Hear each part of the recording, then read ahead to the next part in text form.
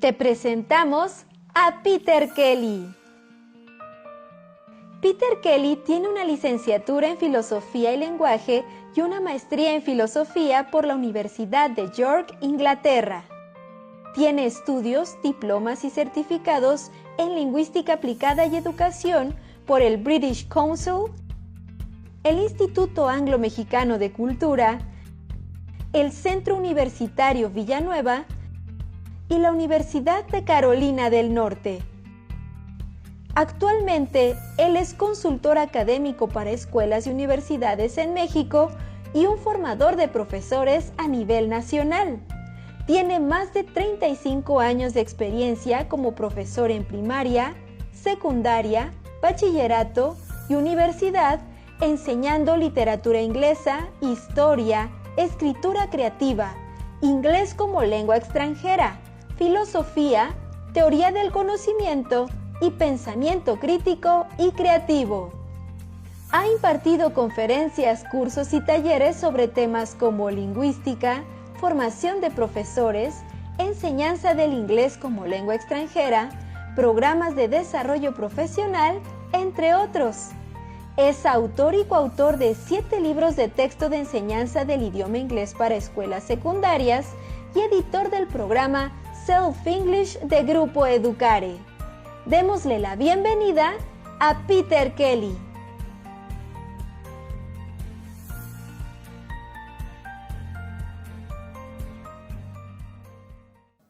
Welcome to today's webinar. And today's webinar is all about the speaking skill.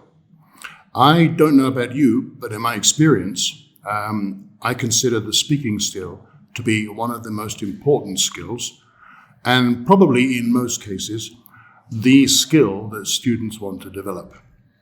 I think if we couple it with the reading skill, a skill that maybe is not so popular as the speaking skill, but it is an essential skill. It provides visual support to the speaking skill. So today we're going to focus on the speaking skill. First, we have to focus on the mechanical aspects. What is speaking is a question we're going to talk about a bit later. But how do we speak requires an understanding of the apparatus involved. And I'm sure most of you are very familiar with this, so this is just a review maybe. As we see in the visual, it begins at the lower part with the vocal cords, the larynx. In fact, the apparatus begins before that. Below these parts, we also need the lungs and the diaphragm to help the lungs inflate and deflate, all of which produces the flow of air which is required for human speech. The air flows up through the windpipe, through the larynx, into the mouth, and the flow of air is controlled by the muscles in the mouth, including the tongue and the palate and the lips and also the teeth and the glottis. So the sounds of English, the sounds of any European language at least, require this particular set of apparatus.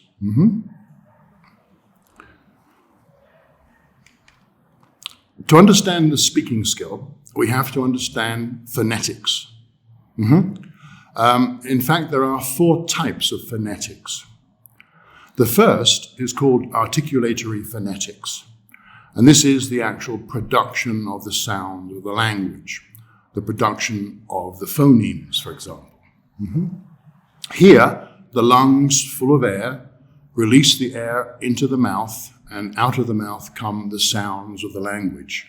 The larynx, the velum, the tongue, and the lips, which are all controlled by muscle movement, in turn controlled by the brain, these change the shape of the cavities through which the air passes, through the throat and the mouth. This is called articulatory phonetics. In other words, this is the speaking skill. This particular phonetics is our business. We have to help students articulate as well as possible.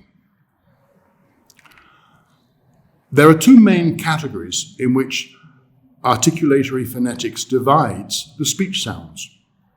The first, as you are fully familiar with, are the sounds we call vowels.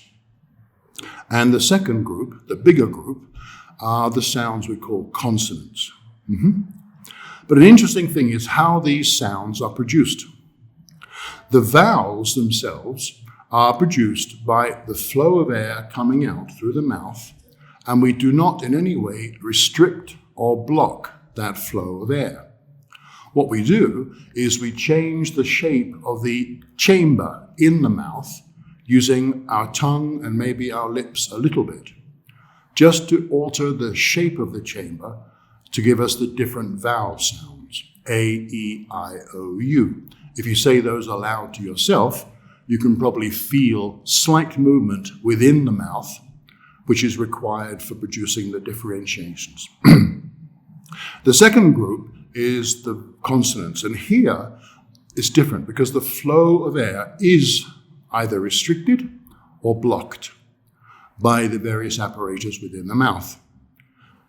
So the B, for example, B, the first one, here the air comes up, but the lips seal and they block the air completely, and then there's a release of air, B.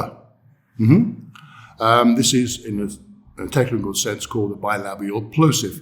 But all of the vowels are produced by some sort of movement within the mouth, allowing the air to be restricted before it is released, or to be blocked before it is released. Those mechanisms produce the consonants. Remember, the vowels, that doesn't happen. This I'm sure you're very familiar with. This is the classic IPA, especially for British English. The first group above are the vowel sounds. The second group are the diphthongs, which are the combination of vowels together, blended together. And the final group are all the consonant sounds in English. There are more vowel sounds than actually vowels that we write in the alphabet. That's because there are a variety of other sounds required for the sounds of English words. I'm sure you're familiar with this. I think it's worth just mentioning one or two aspects about it. If we look at the top row of the consonants, the third from the right, my right, there's the word thought. And that is the symbol for that TH sound. If you say it quietly to yourself, you can probably hear the first sound that is produced. That is one of the sounds that TH has in English. But if you look immediately below that, you'll see another symbol, but another word beginning with TH. But if you say that word, you probably will realize there is a difference at the start of the word. So the first is thought and begins with th. The second is these and begins with th. You can probably detect that if you try to say them. The difference being that one of them is a voiced sound and the other is an unvoiced sound. And as you probably know, what that means is that the unvoiced sound does not require the participation of the vocal cords. If you put your hand here and you say the word thought, you will realize that there is no vibration at all at the beginning of the word. But if you do the same with the second word, these, and exaggerate a little bit, say it more slowly maybe, you will detect a considerable vibration. These. The sounds that are th are sounds that are voiced. We use the voice box to produce these sounds. That's why we can feel movement. The voice box, the vocal cords are being used. With the other sound, th, we don't need the voice box. So most of the consonant sounds are divided into voiced and unvoiced phonemes. As you know, this is the phonetic alphabet. It relates to phonemes. Phonemes are, in fact, what are the minimum units of sound in English that can actually make a difference to the meaning. We can produce many sounds with our mouths, and not all those sounds are part of the English language. But the ones that we do recognize that have been accepted through evolution as part of the English language can be divided in these ways. The second category of phonetics is called acoustic phonetics. Here, acoustic phonetics is the study of the physical properties of speech sounds, or of sound in general. If it's phonetics, then it is definitely related to the speech, but acoustics, as you probably know, is not necessarily related to speech. It's more concerned with the physics of how sound travels through the air or water, through the medium. In our business, I don't think this is our concern. This is more a physical phenomenon, and all we need, as we see here on the right, is something to receive the sounds. It could be an ear, or it could be a recording instrument. But how the sound travels through the medium is acoustics. And the people who are most interested in this particular type of phenomenon are acoustic engineers, for example, people who, sound engineers, people who design or create studios, auditoriums, cinemas, theaters, etc.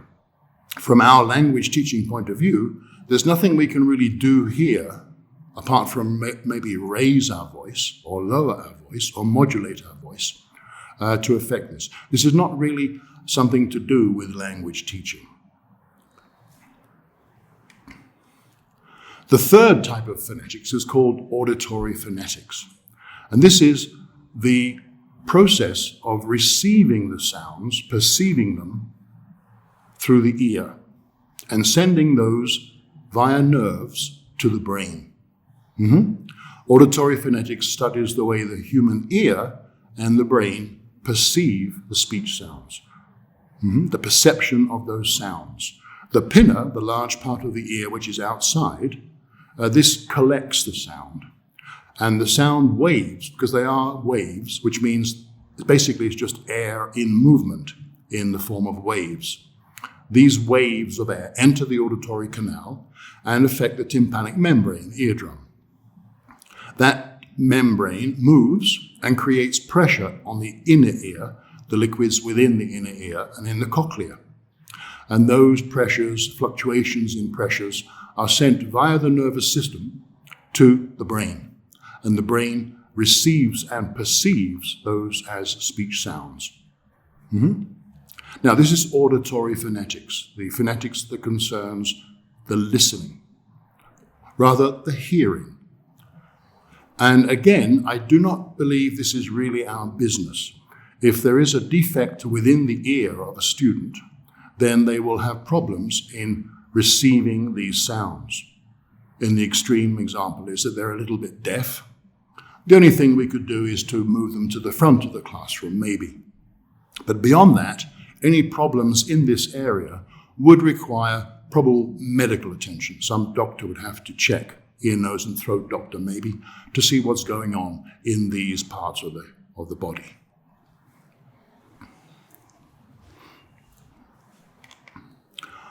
The fourth is called Linguistic Phonetics. It has another name, Phonology. And this studies and describes how speech sounds are organized in the mind to create meaning. The sounds are received by the ear, sent through the various channels to the brain, but then the brain has to organize those sounds into something meaningful. And this is what is called phonology. This study, it is a scientific thing, as are the previous ones, is all about understanding what those sounds mean, decoding, in other words, what was encoded in sound waves. This is, in other words, the listening comprehension skill. And this is definitely our business. We have to be able to help our students decode the sounds they receive into meaningful ideas. So, linguistic phonetics and phonology is the end of the process. The beginning of the process is the articulatory phonetics, And between those two are the two phonetics that are not really our concern, acoustic and auditory.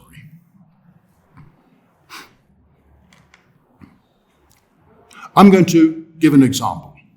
I want you to, from where you are, comfortable, I hope, I want you to listen to what I'm saying and decide if I'm saying the first one on the left or the second one on the right.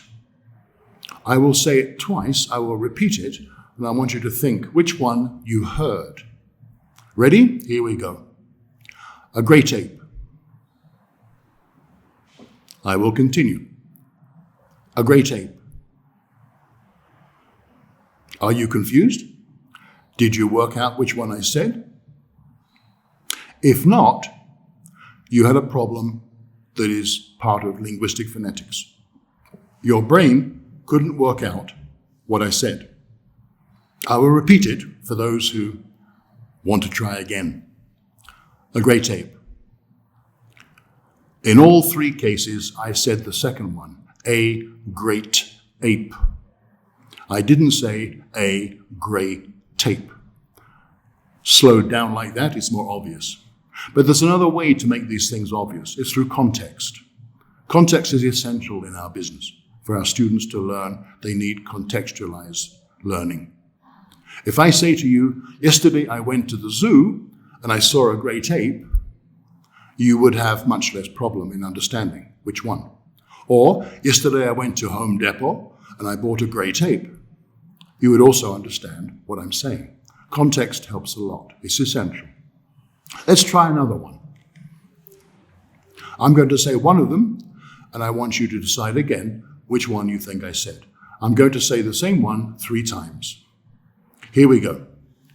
Might I choose? Might I choose? Might I choose? Which one did I say? The first on the left or the one on the right? I said the one on the right, under a great ape. Might I choose? Here, the initial sound of shoes and choose is different. They're different phonemes. But you have to listen very carefully to catch that at normal speed production. So again, I could contextualize these two phrases and you would understand them even better.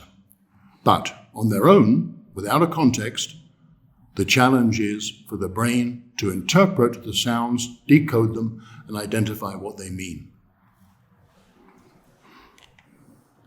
So here we come to the question I mentioned earlier. What is speaking? Now, we can define it in various ways. Here's a pretty viable way to define it. Speaking means to express one's thoughts and feelings in spoken language. And any instance of this is called a speech act. That means anytime we speak, especially to others, we are involved in a speech act. This is a technical term.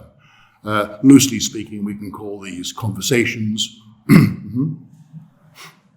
So, expressing our thoughts and feelings in spoken language. We could include here passing on information, for example, in spoken language. All this is speaking at a definitional level.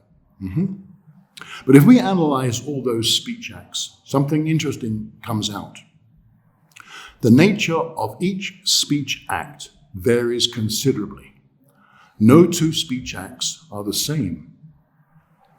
That means that every time we have a conversation with someone, every time we say something to someone else, it's never happened before like that. In other words, speech acts are unique. Just imagine how many speech acts occur every day all over the world in English. Billions. And each one is unique in certain ways. This is quite phenomenal. Although they are not exactly the same, we can approach them from a different angle and see certain characteristics of speech acts which help us close in on more closely what they're really about.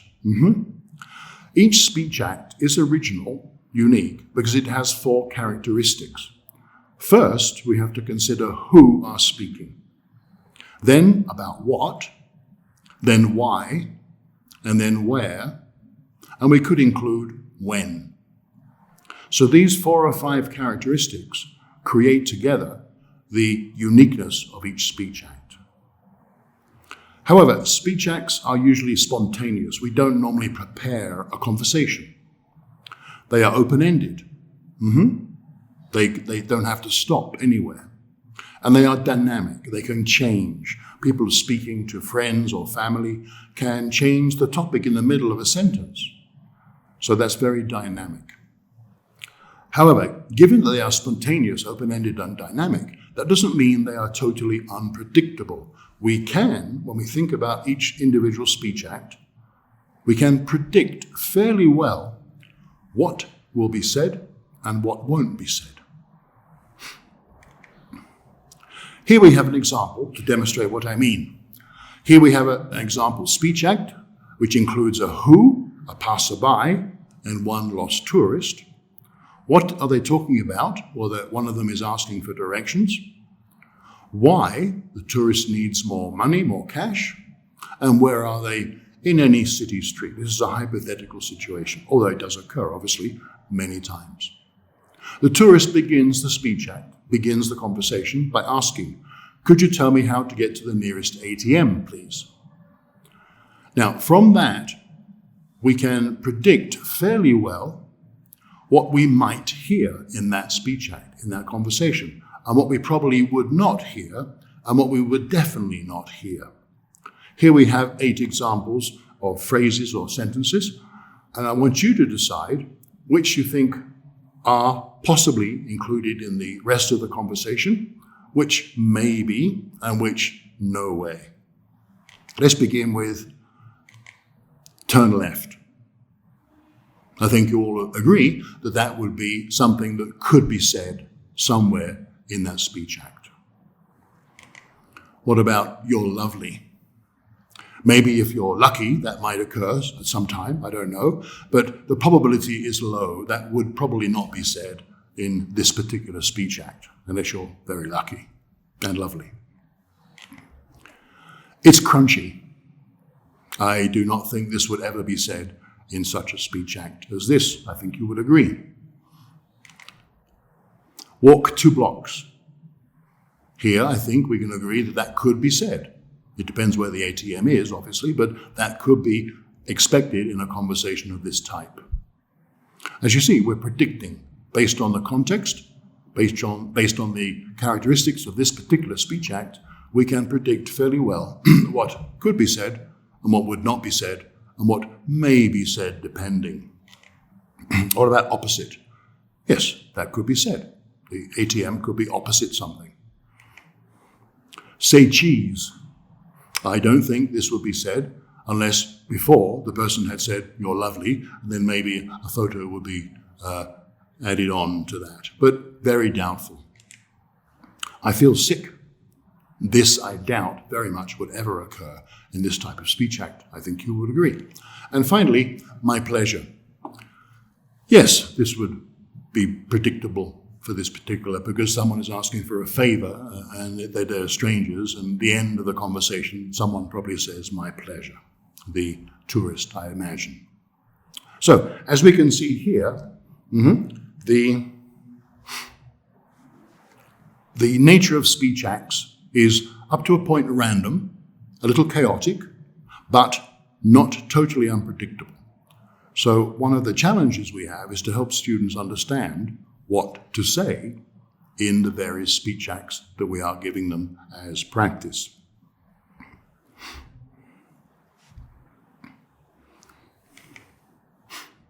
Now let's look at this one.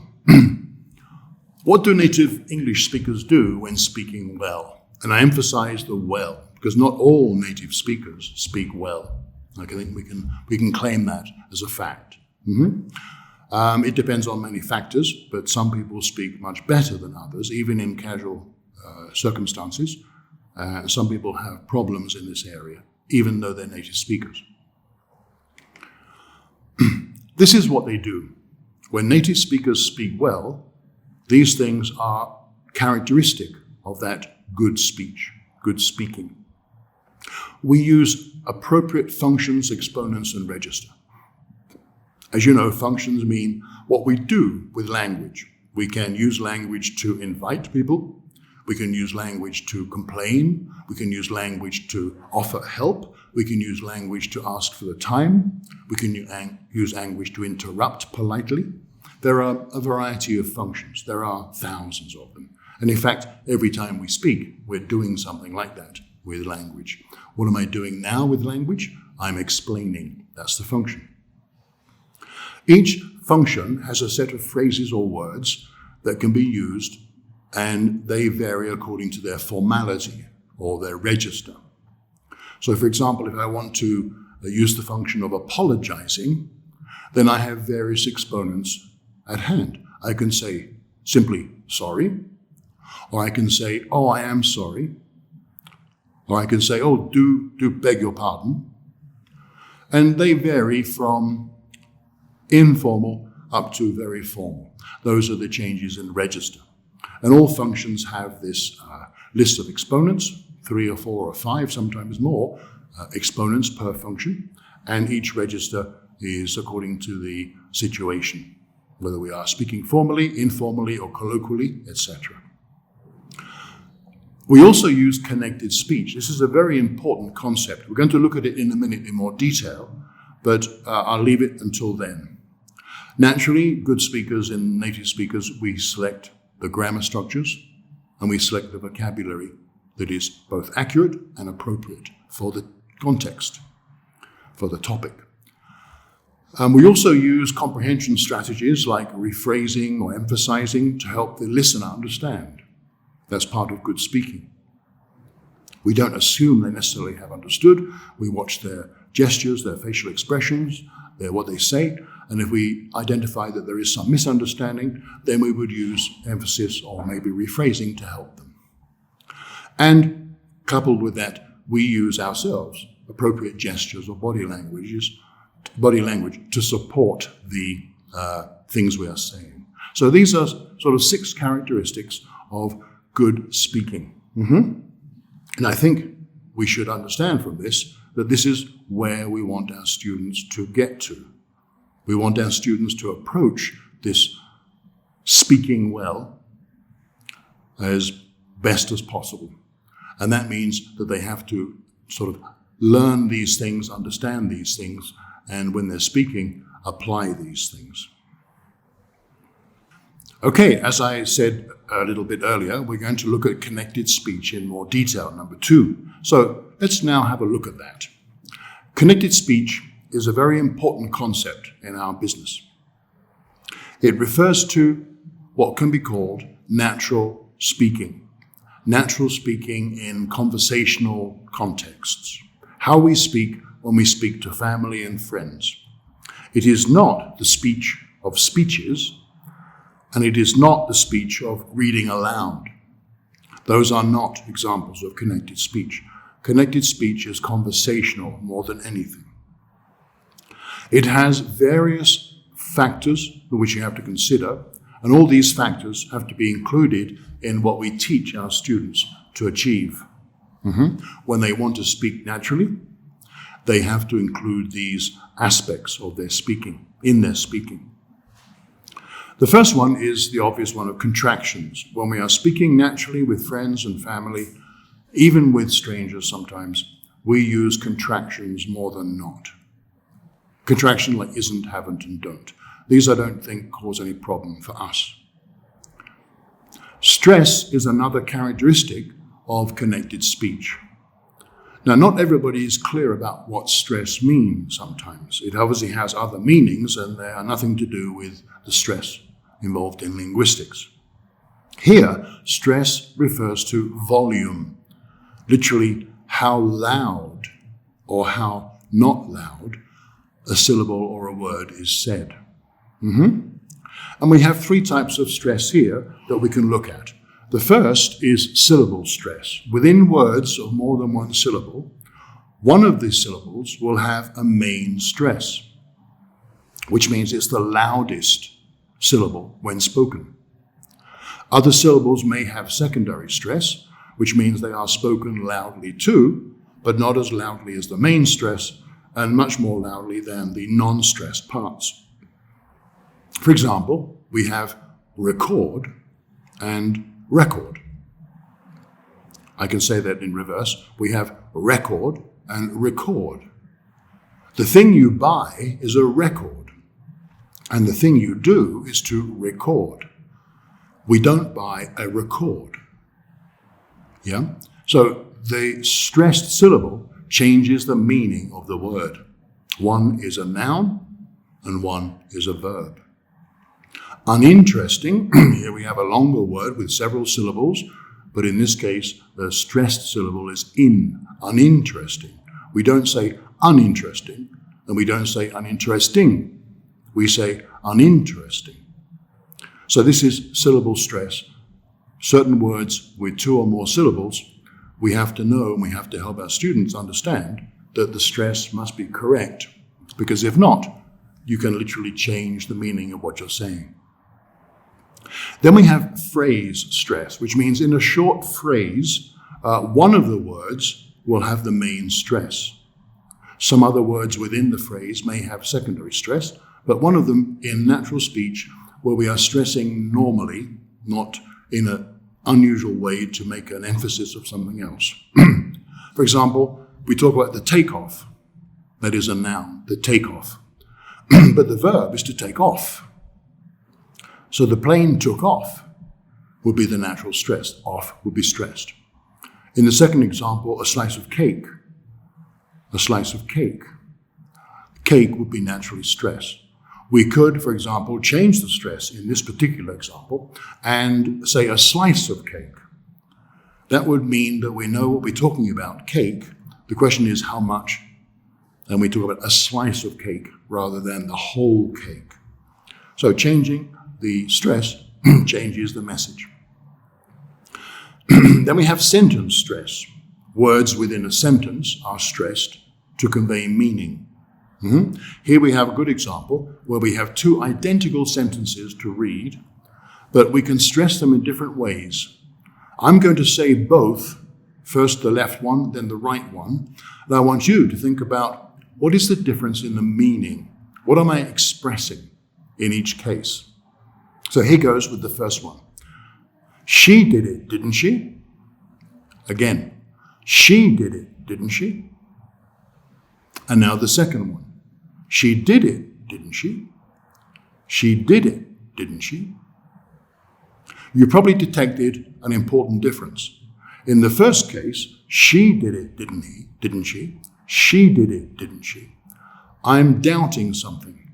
What am I doubting? I'm expressing a doubt, but about what? I'm doubting about who did it. I know it was done, but I'm not sure who did it. Was it she or was it he? So I say, she did it, didn't she? Or did she forget? Or did someone else do it? In the second case, she did it, didn't she? I'm not doubting about the who, I'm doubting about whether the action was done or not by her. She did it, didn't she? Or she didn't. She did it, didn't she? Or she was too busy. You see the difference? So the difference is achieved only by stress, but the difference is considerable. So stress is very important as it affects meaning.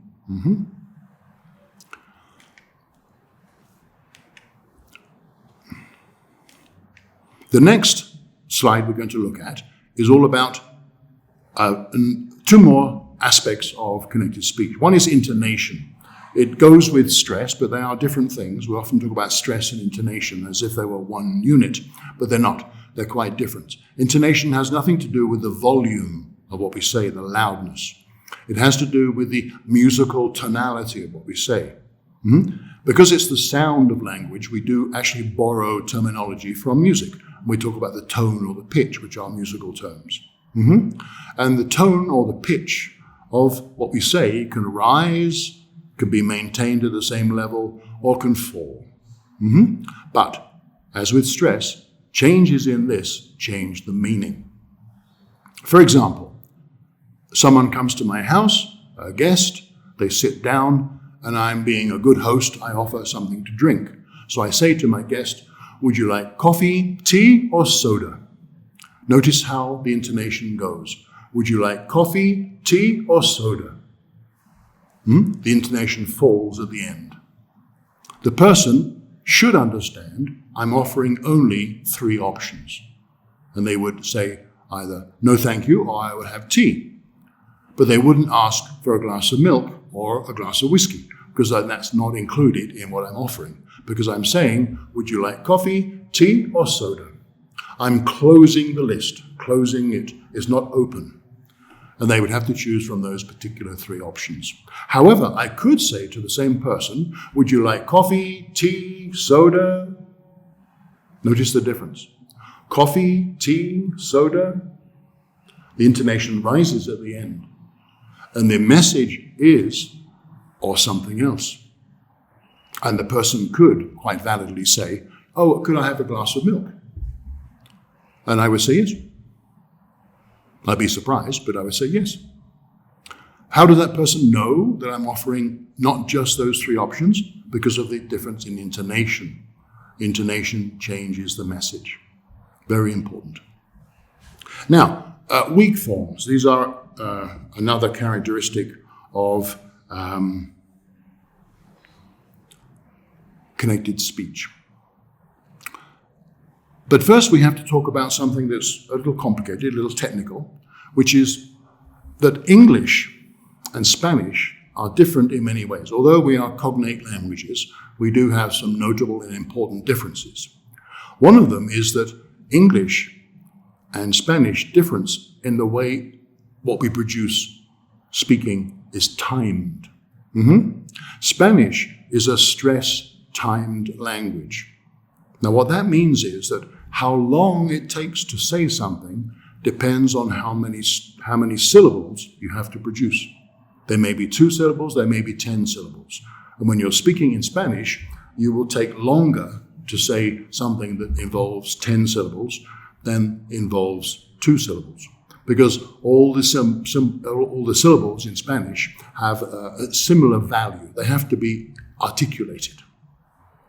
On the other hand, English is a syllable-timed language. A stress-timed language. Here, we only count the number of stressed syllables. How many syllables there are in total is not important to us. Our brains are, if you like, wired only to focus on the stresses. And there may be a case where a sentence only has 4 stresses and only 4 words. Or the same, maybe only 4 stresses, but with 13 words. We would not make any difference in how long it takes us to say that, because there are only 4 stresses in both cases. I'll give you an example. I'm going to give you the password to my telephone, for example. I'm going to tell you the keywords for my telephone password. Listen carefully. The key is 1, 2, 3, 4. Now I'm going to 1, 2, 3, 4. Show you how long it takes. 1, 2, 3, 4. There are 4 stressed syllables because they're important pieces of information, and there are only 4 words. 1, 2, 3, 4. I could have given you the same information in a different way. Listen to this. The code is 1 and then a 2 and then a 3 and then a 4. 1 and then a 2 and then a 3 and then a 4. Notice the difference. 1, 2, 3, 4. 1 and then a 2 and then a 3 and then a 4. In terms of how long it takes, there is no difference. Yet in the first case, there are only 4 words. In the last case, there are 13 words. What am I actually saying? I'm saying 1 and then a 2 and then a 3. But we would never pronounce it like that, because we are controlled by how many stresses there are, not by how many syllables there are in total, unlike Spanish. So, 1 and then a 2 and then a 3 and then a 4. That's what students hear. And they will probably think, and then a? What is that word? They haven't understood. Because we are a stress-timed language, we have to distort the non-stressed sounds. We do various things to them, and distortion is the general idea. We use blended sounds, for example. We distort and then becomes and then. So there is a lesion there too. We're cutting out certain of the sounds. So the idea here is that students must learn to listen to the stresses. The words that are stressed in English are the words that carry the meaning. And they shouldn't be listening to every word. In English, it's not such an egalitarian situation. All words are not equal in English. The nouns, the main verbs, these are the words that carry the meanings. These are the words that are more important. And with the non-important words, in this case, we tend to distort them considerably. So we have to help our students to focus on the stresses, nothing else. Here we have some example of weak forms, which we always use when we are speaking naturally. We don't say boys and girls. We don't talk like that when we're talking in a casual context. We say boys and girls, boys and girls, boys and girls. The and is weak. Boys and girls, fish and chips, black and white. The is how we pronounce the and. Students have to pick up on this. The second one is quite interesting because I have heard many teachers drill their students, listen and repeat, saying, I can swim, I can swim, I can swim. We don't actually say that. We say, I can swim, I can swim. I've even heard teachers saying, I can swim, I can swim, I can swim. Repeat, repeat. And we almost never say that. It's in natural conversation with no stress required for a particular reason. We would say, I can swim, can. The negative is stress, I can't swim. When it's a negative modal like that, we do stress to emphasize what we cannot do. So when students speaking English emphasize the can, to a native speaker, it can become confusing because was it a negative because you stressed it? But I didn't hear the t. So I'm not sure if you can or cannot swim because you said, I can swim. But you should say, I can swim. If you want to say you can't, you have to say, I can't swim. So when it's negative, we do stress it. When it's not, we don't. And that has to be respected by those who are learning the language. A glass of milk, we don't say that. We say a glass of milk. We use the schwa. A glass of milk, a glass of milk, a cup of coffee, a cup of coffee, a cup of tea. We don't say a cup of tea in natural conversation. So these are examples of weak forms, and they are characteristic of stress-timed languages where we have not got time to say, to articulate all the syllables, like in syllable-timed languages. Two concepts that are very important in reference to the speaking skill. One is that of accuracy and one is that of fluency. You're probably quite familiar with these two things. Accuracy refers to the spoken language being clearly articulated. The phonemes, the consonants being clearly produced. And to a great extent, what is produced must be free of grammar and vocabulary mistakes. If they have a lot of mistakes, what is produced, then we lose accuracy. And along with that, coupled with that, is the appropriacy of the register. We have to speak formally in formal occasions and less formally or informally in other occasions. And that will dictate which type of words we use, which type of functions and exponents we use. That's all about accuracy. This is very important that students become accurate as they develop their skills. The other concept is called fluency. This refers basically to the speed of production and how easily it is done, the ease of production. Students are relaxed, they don't feel nervous at all or threatened or concerned about making mistakes. They just produce English easily, with mistakes and all. As long as the mistakes are not causing serious comprehension problems, as long as their grammar and vocabulary and pronunciation are adequate at least, then we would not focus on the mistakes that are made. We would focus much more on whether the ideas they are trying to communicate come across clearly, the effective communication of ideas. So some schools of thought, some language schools, some schools tend to focus on one or the other more than a balance. Here, the idea with the visual is that we should balance them. We should work with them with activities that encourage and promote accuracy, but also we should work with them to encourage them to speak fluently. An example would be a discussion, would be an activity to help them become more fluent, and we would not therefore interrupt them. We'll see this later in another webinar where we talk about incorrect language production. And the accuracy, we would use activities maybe like drills or dictation to encourage them to be accurate.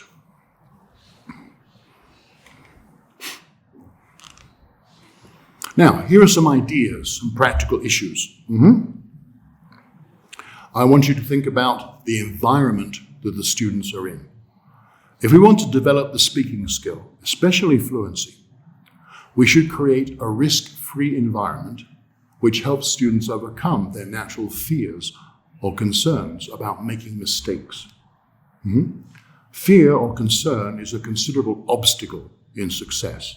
And if our classroom environment that we create with them is free of risks, free of castigation, free of excessive correction, then the students will be eventually relaxed enough, at ease enough to involve themselves in fluency as much as anything. I would also suggest that we encourage English-only communication between teachers and students. We should talk to our students in English all the time in the classroom. I think that is an absolute sine qua non. And I think outside the classroom too, if you meet your students in the mall or the supermarket, well, then you would speak maybe to the parent in Spanish, but then when addressing the student, you would switch into English. This gives them the idea that it's not a subject like history to be learned within four walls. It is a tool that is a lifelong asset, and it applies outside the classroom even more than inside the classroom. So English-only communication as much as possible. Now, the teacher herself or himself, we should ensure that our own pronunciation is accurate when we are modeling or in natural discourse with the students. If we're having problems with some of the pronunciation, we should get help, go to resources, including native-speaking teachers or dictionaries or online sites where they help with pronunciation. We should not be exposing our students to incorrect pronunciation.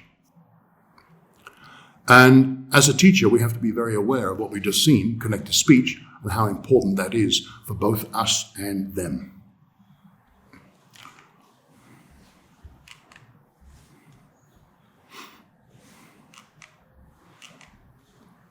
In terms of the teaching itself, we have to raise students' awareness of a connected speech, as I just mentioned. The speaking goals should be modeled by us so they know where they're going. They know the goal. They know what they have to do to reach it. And we should avoid overcorrection. This is a very important topic, but I'll come back to that in another webinar later, where we focus totally on incorrect language and how we handle it.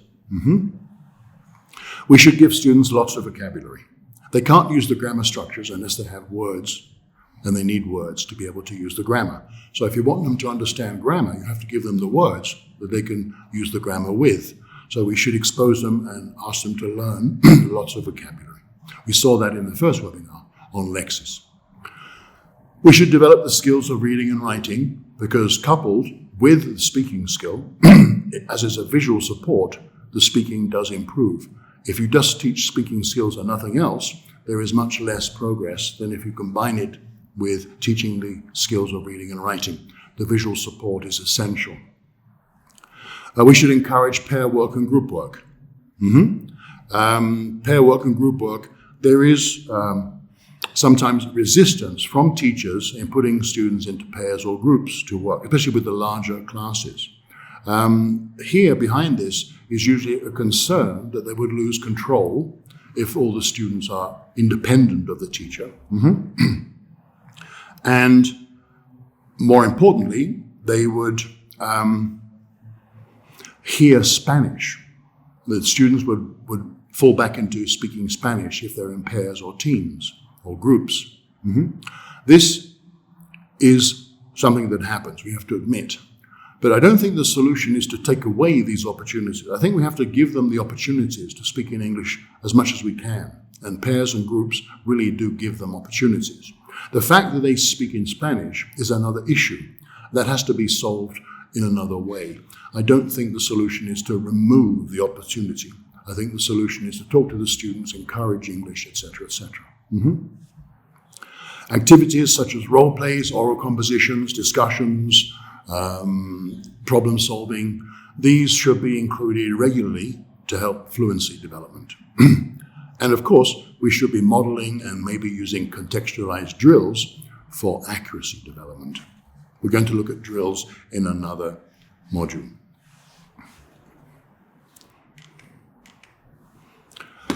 Finally, almost finally, we come to the concept of assessing the speaking development. How do we evaluate their progress when it's speaking we're talking about?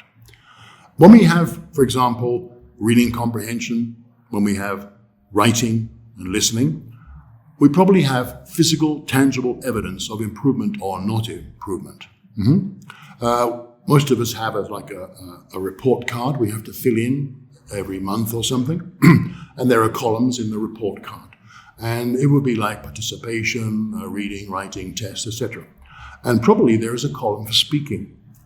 So we have to, as accurately as possible, evaluate how well they have improved or not in this particular period or month.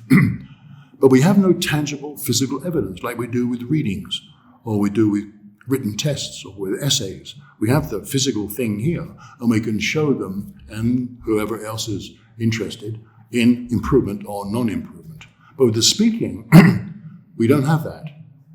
We tend to rely on our memory. And then it gets vague. We often give speaking grades that are not really reflecting accurately what happened. So I'm suggesting we have a rubric. And here are some criteria for that rubric which will help us. It takes a bit of effort, it takes a bit of note-taking during classes to avoid relying on our memory 3 or 4 weeks later. But if we focus on functional classroom language, how well do they use the language needed within the classroom? An example is, can I go to the bathroom, please? Or may I go to the bathroom, please? How well do they use that? That could be considered.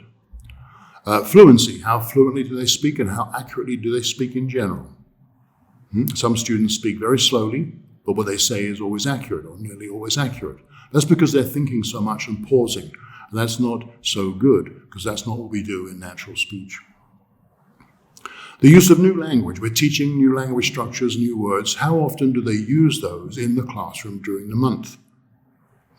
That should be evaluated too. They shouldn't just be passive about it and just absorb it but never produce it. And communicative success. How well do they communicate what they think or what they want to say, even with errors, even with mistakes?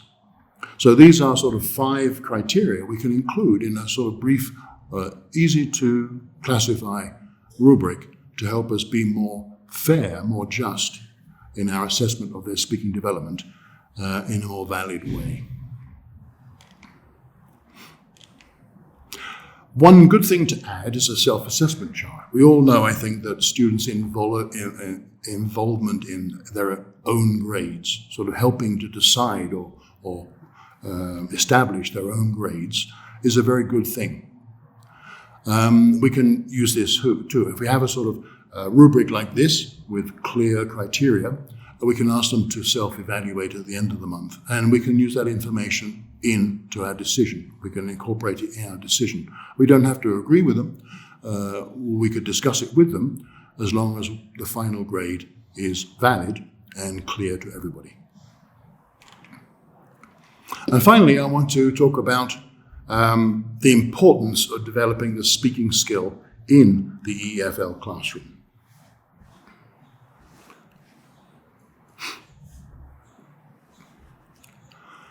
Let's think about all the 4 macro skills: reading, writing, speaking, and listening.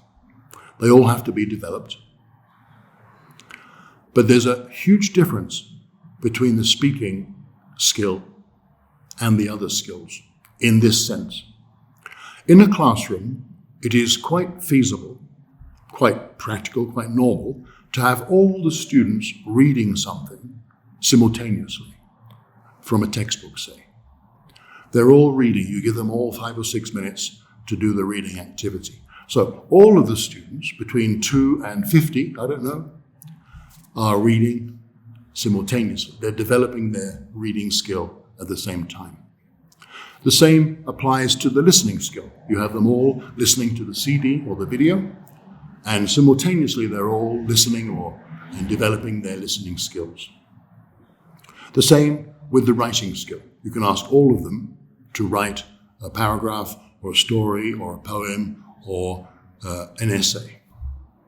And they would all be writing simultaneously in the classroom to develop that skill. But think about it. With the speaking skill, you cannot do that. You cannot have all of them speaking at the same time. That's chaos. We have to reduce it to 1 or 2 at the time. And if you have big groups, then how much time are you giving them to actually develop their speaking skill in your classroom? How many seconds do they actually speak in English per class? Some none, some a few, and some much more. But we have to attend to all of the students. We have to help all of them develop the speaking skill. Considering what we said in the beginning of the webinar today, it's probably one of the skills that they really want, and coupled with the reading skill they really need. But we cannot develop it in the classroom in the same way as we develop the other skills. Simultaneity is not possible. So we are reduced to listening to 1 or 2 students at a time as we're monitoring. That's why pairs and groups are so important. It gives them opportunity to speak. And with a pair situation, where the students are in that interaction pattern of pairs, you've probably got 50% of the students in your class speaking at the same time. Any more than 50% means you've got some students talking at each other, like in Sunday lunch maybe, everybody talking and nobody really listening. But to be more strategic about it, we have to put them in pairs or groups where we have between 50% to about 34% talking at the same time. It gets more complicated. Homework. You can actually ask all your students, and you have done, to go home and read something. So at home, in their own home environment, they can develop the reading skill. The same with the listening skill. They can listen to movies or CDs from the book or songs, and they can get involved in listening skill development. And the same with writing. They can go home and write something, they can go home and read something, they can go home and listen to things. But how many of them could go home and speak for 20 minutes in English? 20 minutes. A writing, a reading might take 20 minutes. But a speaking skill taking 20 minutes at home, I don't think many, or if any, of our students can do that. So paradoxically, ironically, the skill that may be the one they want most to develop cannot be developed in the classroom in the same way as the other skills, and in most cases, there's no chance of developing the skill of speaking at home. So when do we do it? When do we do this? When do we help them? It has to be in the classroom. There's no other chance we really have. So what we do in the classroom to help them becomes really important. And how successful or not they are in developing their skill depends very much on what you as a teacher and what they as a student do in the classroom, within those 4 walls, that in this sense become sacred.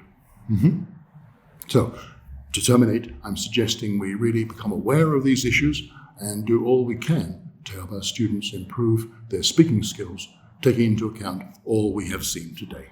So thank you very much, and I'll see you next time in the next webinar. Bye-bye.